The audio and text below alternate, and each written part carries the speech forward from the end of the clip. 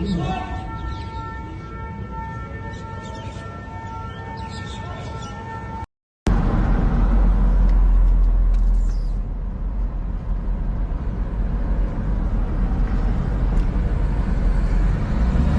के supreme leader Ayatollah Ali Khamenei उनकी शहादत के बाद में अब अमेरिका की तरफ से बयान सामने आ रहा है।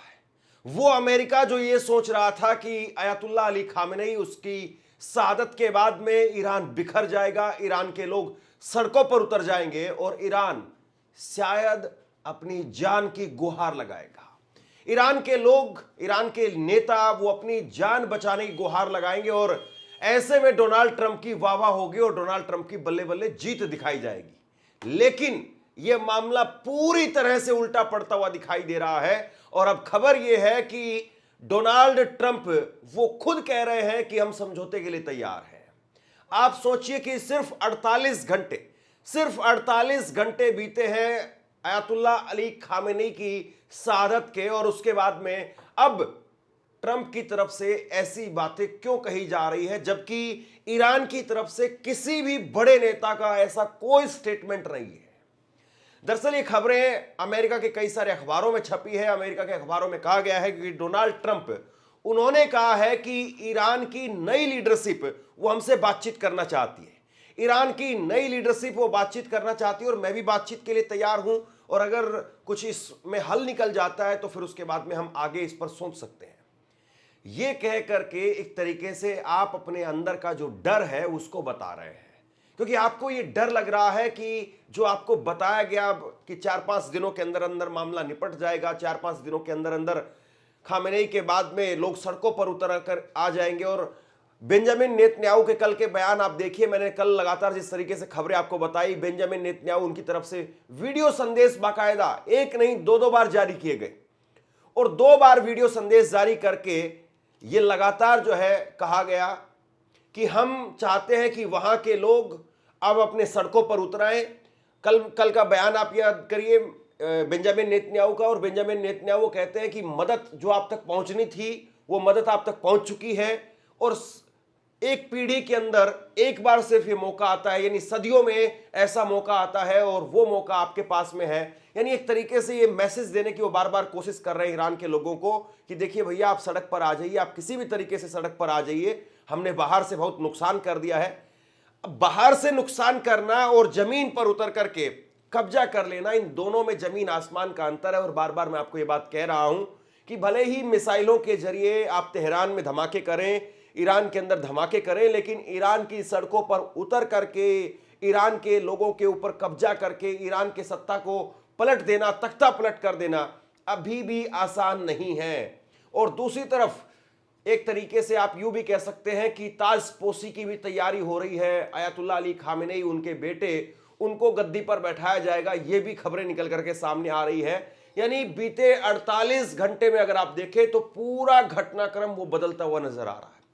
पूरे सियासी घटनाक्रम के अंदर अमेरिका और इजराइल वो पिछड़ता हुआ नजर आ रहा है। और सबसे बड़ी बात यह है कि जिस तरीके से अमेरिका सोच रहा था कि ये 4-5 दिनों का मामला है, हम लगातार अटैक करेंगे और खामेनेई को खत्म कर देंगे और खामेनेई को खत्म करने के बाद में वहां के लोग सरेंडर कर देंगे, लीडरशिप वो सरेंडर कर देगी और अपने पिट्ठू को, रजा पहलवी को ले जाकर के वहां पर बैठा देंगे, इस तरह की सोच थी। लेकिन वो सोच जो है वो एक तरीके से आप ये कहिए कि यहां पर उल्टी पड़ती हुई दिखाई दे रही है और अब ट्रंप को ये बातचीत का न्योता एक तरीके से देना पड़ रहा है। तो इसी से आप समझ लीजिए कि ट्रंप की, अमेरिका की इस सब के बीच में स्थिति क्या है।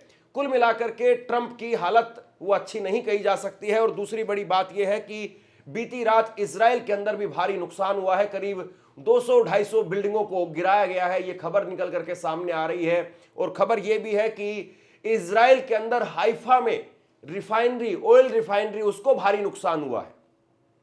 और ऑयल रिफाइनरी को भारी नुकसान हुआ है, ये हाइफा की ऑयल रिफाइनरी पूरे इजराइल की लाइफलाइन मानी जाती है। इसी से आप समझिए कितना बड़ा नुकसान हुआ है। कल कुछ जगह पर ये जानकारी खुद इजराइल की तरफ से दी गई। इजराइल की तरफ से दरअसल ये बताने की एक कोशिश थी कि हमारे यहाँ पर कितना नुकसान हुआ है और उसमें उन्होंने इस बात को भी कह दिया कि यहाँ ऑयल रिफाइनरी को हाइफा के अंदर नुकसान हुआ है और उसके बाद में कुछ देर के बाद में उसको डिलीट कर दिया गया।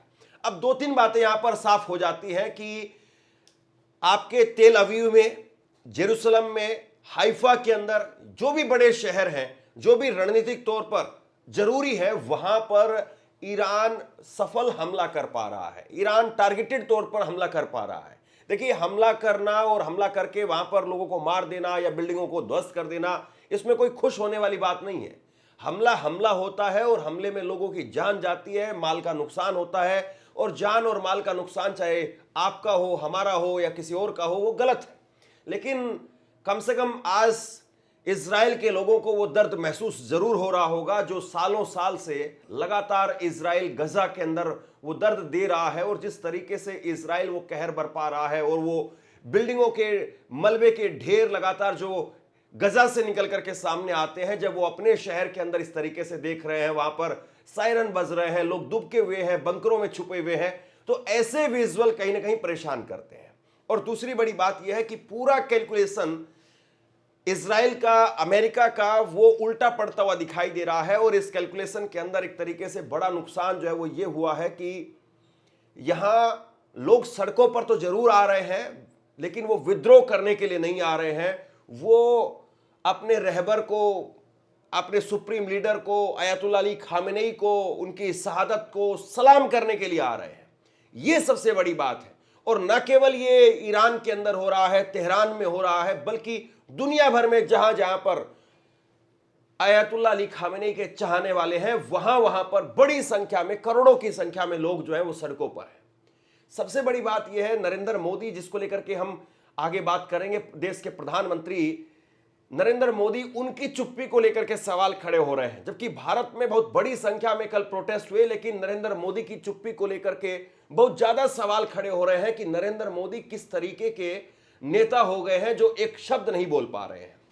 एक भी अभी तक नरेंद्र मोदी साहब ने शब्द नहीं बोला है ईरान को लेकर के। ईरान में अयातुल्लाह अली खामेनेई की शहादत हुए 48 घंटे हो चुके हैं, लेकिन श्रद्धांजलि नाम का एक शब्द या दो शब्द, दो जो कह दिए जाते हैं, वो भी नहीं कह पा रहे हैं। इस पर हम कुछ देर बाद में आते हैं, भारत को लेकर के और प्रधानमंत्री नरेंद्र मोदी को लेकर के कुछ देर बाद में बात करेंगे। लेकिन सबसे बड़ी बात यह है कि अमेरिका के अखबारों में इस वक्त में खबरें छप रही हैं, समझौते की खबरें छप रही हैं, और दूसरी तरफ तेल अवीव में भारी नुकसान हुआ है, हाइफा में नुकसान हुआ है, जेरूसलम में भारी तबाही हुई है। बताया जा रहा है कि दर्जनों लोग वो मलबे के ढेर में दबे हुए हैं, और अभी तक कोई बड़ी राहत वहां पर दिखाई नहीं दे रही है ईरान की तरफ से। यानी ईरान की तरफ से जो ये मान रहे थे कि अब कम से कम 40 दिनों के लिए राजकीय शोक घोषित कर दिया गया है, तो 24 से 48 घंटे शायद ईरान जो है खामोश बैठ जाएगा, उस तरह से कुछ भी जो है वो दिखाई नहीं दे रहा है। उल्टा ईरान के जो टॉप कमांडर्स हैं, उनकी तरफ से कहा गया है कि हमने हमले की शुरुआत नहीं की थी, लेकिन हम खात्मा करेंगे, हम इस तरीके की मिसाइलें निकालेंगे जो शायद आपने देखी नहीं हो। और कल जिस तरीके से ये खबरें निकल करके सामने आई कि यूएसएसआर अब्राहम लिंकन, जो कि समुद्री जंगी जहाजी बेड़ा है, सबसे बड़ा एक तरीके से आप ये कहिए कि जो जंगी जहाजी बेड़े का एक हिस्सा है, वो यूएसएसआर अब्राहम लिंकन है, और उसके ऊपर भी ये कहा गया कि 4 बैलिस्टिक मिसाइलें वो दागी गई हैं। हालांकि अमेरिका की तरफ से जो है इसको खारिज किया गया। अमेरिका ने कहा कि ऐसा कुछ नहीं हुआ, उनकी मिसाइलें हमें छू नहीं पाई। अब मिसाइलें छू पाई है या नहीं छू पाई है, तस्वीरें सामने नहीं आ पाई है। अमेरिका अपनी तरफ से तस्वीरें जारी कर दे और बता दे कि यूएसएसआर अब्राहम लिंकन, उसकी पोस्टिंग कहां पर है और वो अभी उसको कोई नुकसान हुआ है या नहीं हुआ है, वो कम से कम इस बात को साफ कर सकता है। लेकिन अमेरिका की तरफ से खैर अभी भी इसको लेकर के कोई पुष्टि नहीं है। तो इसका मतलब ये है कि अमेरिका के अंदर भी लोग जो है वो अब धीरे धीरे बोलने लगे हैं। कल मैंने आपको खबर दिखाई थी, कमला हैरिस वो भी कह रही हैं, डेमोक्रेटिक पार्टी की नेता है, और उन्होंने कहा कि ये जबरदस्ती ट्रंप ने अमेरिका को एक बड़े युद्ध के अंदर धकेल दिया है। और खुद डोनाल्ड ट्रंप की जो पार्टी है, रिपब्लिकन पार्टी, उसके अंदर भी बहुत बड़ी संख्या में अब लोग जो है वो निकल करके सामने आ रहे हैं, जो एक तरीके से बगावती सुर अपना रहे हैं। डोनाल्ड ट्रंप, उनको लग रहा था कि भाई 2-4 दिन का मामला है, इसको निपटा देते हैं और 2-4 दिन का मामला निपट जाएगा, उसके बाद में मिड टर्म के इलेक्शन होने हैं और मिड टर्म के इलेक्शन के अंदर जबरदस्त फायदा लेंगे और वाहवाही होगी, वो अलग से है। और एक डर, दहशत हम दूसरे मुल्कों में फैला देंगे कि देखिए भैया, मादुरो को हमने उठा लिया, खामेनेई को हमने खत्म कर दिया और अब तुम्हारा नंबर है। बस सिर्फ इतना भर कहने की बात है और उसके बाद में जो है वो लोग डरने लग जाएंगे।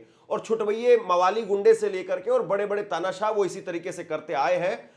डोनाल्ड ट्रंप जिस तरीके से अपना नाम लगातार उछालते हैं कि भैया अपने को तो नोबेल पीस पुरस्कार मिलना चाहिए, और पूरी दुनिया कह रही है कि अमेरिका से ज्यादा दहशत इस वक्त में कोई और नहीं फैला रहा है। अमेरिका ने जिस तरीके से अलग अलग मुल्कों को निशाना बनाया और वहां पर सीधे तौर पर सरकारी आतंक जो है वो दिखाई दे रहा है, इसको जो है वो लोग कह रहे हैं। खास तौर पर ईरान की तरफ से ऐसी प्रतिक्रियाएं निकल करके सामने आ रही है और ईरान के लोग वो साफ कर रहे हैं, ईरान के टॉप कमांडर्स उनकी तरफ से साफ कर दिया गया है कि इस बार हमारा जो टारगेट है वो टारगेट है अमेरिका को किस तरीके से अंधा बनाया जाए। और अंधा बनाने का मतलब यह है कि जहां जहां पर अमेरिकी एयरबेस है, जहां पर वो टेक्नोलॉजी के सहारे ईरान पर निगरानी रखते हैं, उन पर भी ताबड़तोड़ हमले होंगे। और इसीलिए ना उन्होंने कुवैत को छोड़ा है, ना इराक को छोड़ा है, ना दुबई को, ना अबू धाबी को, ना बहरीन को। और बहरीन के अंदर तो क्राउन प्लाजा एक होटल है, वहां पर भी जो है वो हमला कर दिया ईरान ने, और ये कहा गया कि अमेरिकी एयरबेस से लोगों को निकाल करके क्राउन प्लाजा होटल के अंदर रख दिया गया था। और जैसे ही ये खबर ईरान तक पहुंची, ईरान ने लिहाजा उसके बाद में उस होटल को उड़ा दिया, नुकसान पहुंचा एक तरीके से आप ये कह सकते हैं। और दूसरी तरफ लगातार इजराइल वो स्कूलों को हमला बना रहा है, अस्पतालों को हमला बना रहा है, लगातार इजराइल की तरफ से वही अमानवीय चेहरा दिखाई दे रहा है। और इजराइल का पूरा मकसद यही है कि इतना परेशान कर दिया जाए कि ईरान की जनता वो अपने आप में आयतुल्ला अली खामेनेई के खिलाफ मोर्चा खोल दे।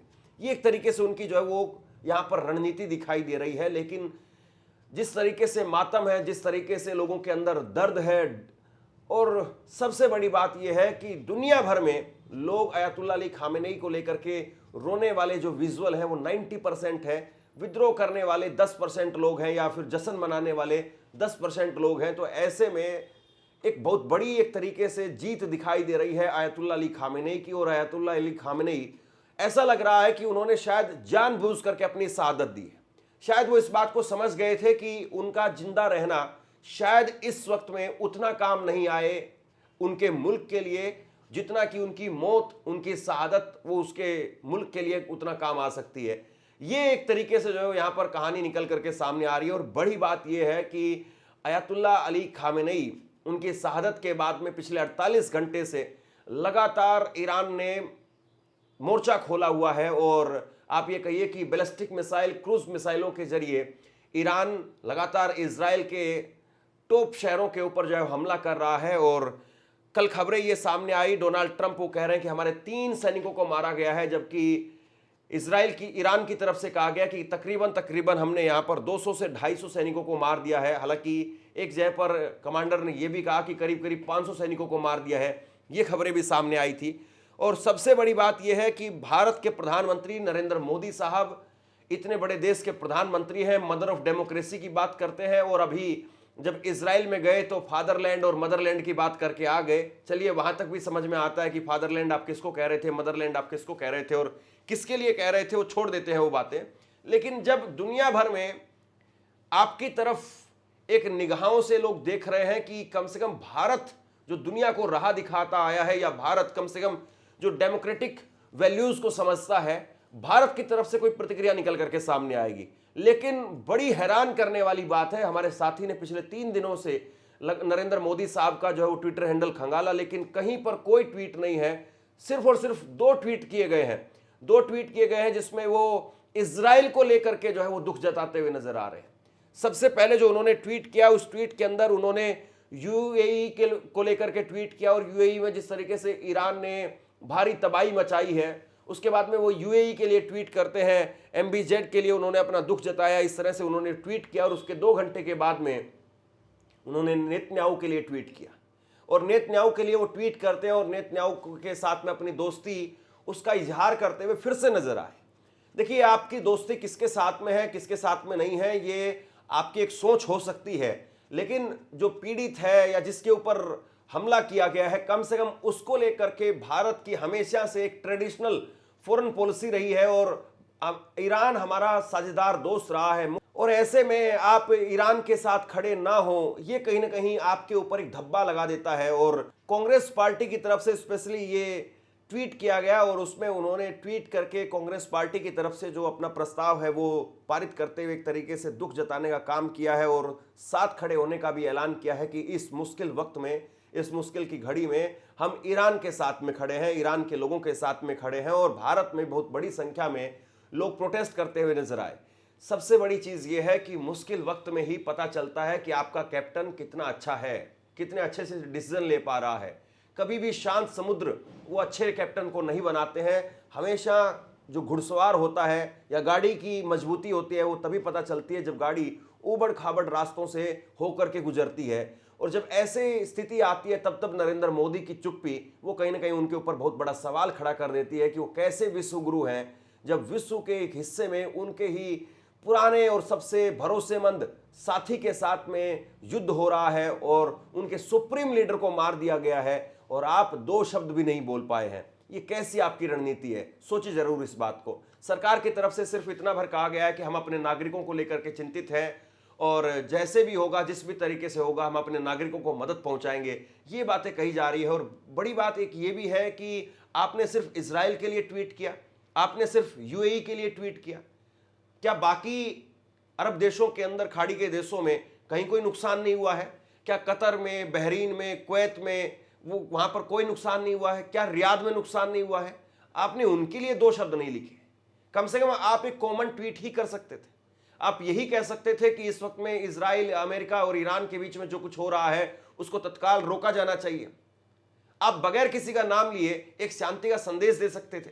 इतना काम तो आप कर ही सकते थे, लेकिन आप इतना काम भी नहीं कर पाए। लिहाजा आपके ऊपर सवाल तो खड़े होंगे ही। तो बहरहाल लगातार मेरी नजर बनी हुई है और जैसे ही कोई बड़ा अपडेट निकल करके सामने आता है आप तक पहुंचाने की कोशिश करूंगा। शेयर कीजिए इस खबर को और आप क्या सोचते हैं नीचे कमेंट बॉक्स में लिख करके जरूर बताइए। धन्यवाद। आपसे कुछ कहना चाहता हूं। आज के वक्त में पत्रकारिता करना कितना मुश्किल काम है, लेकिन अगर ऐसे में भी कोई आपकी खबर दिखा रहा है, कोई आपके मुद्दे पर बात कर रहा है, तो आपको भी उसका साथ देना चाहिए। अगर आपको लगता है कि मेरी पत्रकारिता सही है, मैं आपके लिए आपकी खबर वो दिखा रहा हूं, तो ऐसे में आप मेरा सहयोग कीजिए। आप इस वीडियो को जब लाइक करेंगे तो लाइक के साथ में ही एक थैंक्स का बटन आपको दिखाई देगा। उस थैंक्स के बटन पर आप क्लिक कीजिए और जो भी सहयोग राशि दे सकते हैं वो दीजिए। दूसरा, आप चैनल को ज्वाइन कर सकते हैं और चैनल को ज्वाइन करके भी मुझे मदद कर सकते हैं।